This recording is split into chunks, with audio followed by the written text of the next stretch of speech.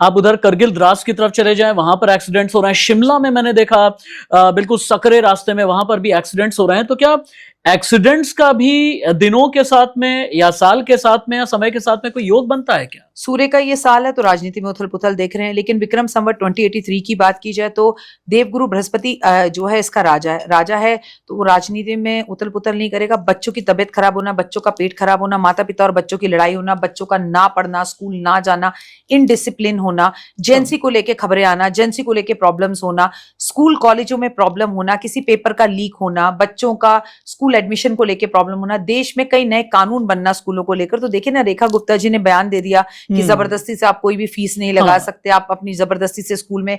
तो ये सब चीजें होंगी, नए कानून बनेंगे, स्कूलों के लिए भी नए प्रिंसिपल्स आएंगे, प्लस साधु संत समाज और आप जितने भी मंदिर देखते हैं उनको लेके विवाद। अब ये तो हो गया गुरु की वजह से। अब आपने कहा एक्सीडेंट, मंगल पर आ जाते हैं। मैंने आपसे कहा मंगल मेष राशि में जा रहा है तो आपका घर बनना, प्रॉपर्टी बनना, घर कंस्ट्रक्शन होना, भाई भाई में लड़ाई होना, प्रॉपर्टी को लेके विवाद होना। लेकिन मंगल एक्सीडेंट का मुख्य कारक है, अग्नि घटनाओं का मुख्य कारक है, मंगल मुख्य कारक है पड़ोसी मुल्कों से दुश्मनी और युद्ध का कारक होता है, पहाड़ों का खिसकना, बादल का फटना, बेवजह की बारिशों का होना। कभी देखा है आपने अपने जीवन काल में मई में बारिश हो रही हो?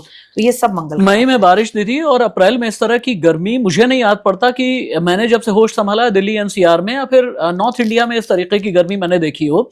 अच्छा, मजाक में या बहुत बार अमूमन बातों में लोग ये कहते हैं इतनी गर्मी अगर पड़ रही है, इतनी अगर बारिश हो रही है तो मान करके चलिए कि शिव जी का त्रिनेत्र खुल गया। इस तरह की बातें करते हैं क्योंकि शिव जी संहारक भी हैं, उनके बारे में कहा जाता है।